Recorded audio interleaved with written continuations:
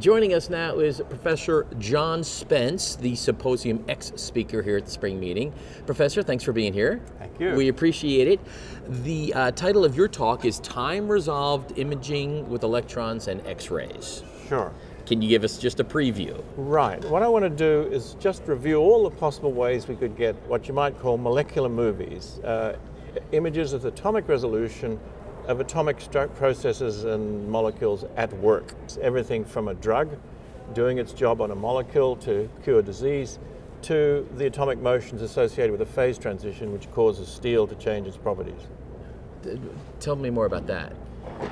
So, with the invention of the X-ray laser, we have a much better opportunity to take images of atomic structures in motion, because the snapshot, the exposure time with the X-ray laser is femtoseconds, and so you can freeze the motion of atoms with a snapshot briefer than the time for atomic vibration. And the world's first X-ray laser was invented and built at SLAC and started work in 2009. I'm the director of an NSF program, a Science and Technology Center, which is a consortium of 7 universities trying to use that X-ray laser, the world's first, for biology.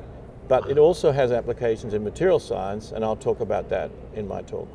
Wow, that is very impressive. What are some of the practical applications, or in other words, some of the devices and or products that the average non-scientist like myself would see as a result of your work? Right. Well, we want to make molecular movies and movies of atomic structures in motion.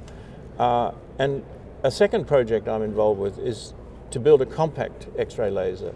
And we've started construction on that in my university, Arizona State University. Bill Graves has come from MIT to do that. He works in Monkton's group at MIT. So the X-ray laser, the first X-ray laser, is in a tunnel. It's a repurposed particle accelerator at Stanford, near Stanford. It's in a tunnel 3 miles long, and it costs $600 million to the Department of Energy. So this compact one we're building at ASU fits in one room and has similar performance. And it'll start working in about 4 years. So the answer to your question is, we're hoping that other universities and companies will build copies of this machine over the coming years. It's like a synchrotron, except it's linear. It's a straight thing, and it fills a room, a linac. And we use a laser as a wiggler instead of a line of magnets. And that way we can get pulses of X-rays with perhaps 10 to the 10 photons per pulse, with a duration of about 20 or 10 femtoseconds, 10 to the minus 15 of a second. That's briefer than the time it takes an atom to vibrate once. Wow. So you're developing that here? In Arizona State University, a couple of miles away, yes. Sure, sure. That's got to be very exciting, just from your perspective. And what's very exciting is it only costs $6 million.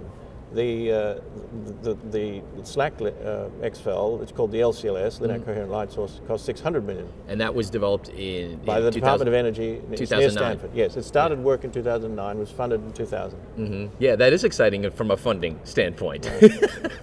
quite a decrease. What is the next level of research? And I know that's sort of a broad question, but resulting from your work.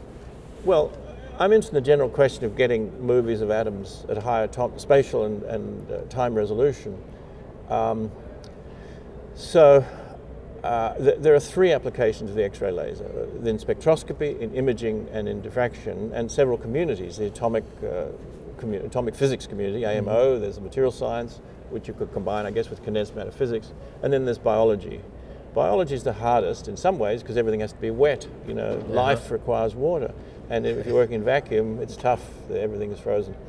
But the most important discovery we've made so far, and I work with a big group here, Henry Chapman is an important contributor, also Petra Fromm at ASU, is that we can outrun radiation damage. That's the main scientific discovery on which our Science STC $50 million grant from the NSF is based. So the pulses are so short in duration that you get your scattering or your spectrum before radiation damage starts. It's called diffract and destroy. Hence, outrunning it. Outrun damage. Wow, That's the main discovery. And you will be touching on that in this? Yes. Very well done. Professor John Spence, thank you so much for being here. We look forward to your symposium. Thank you very much. Thanks for having me. You got it.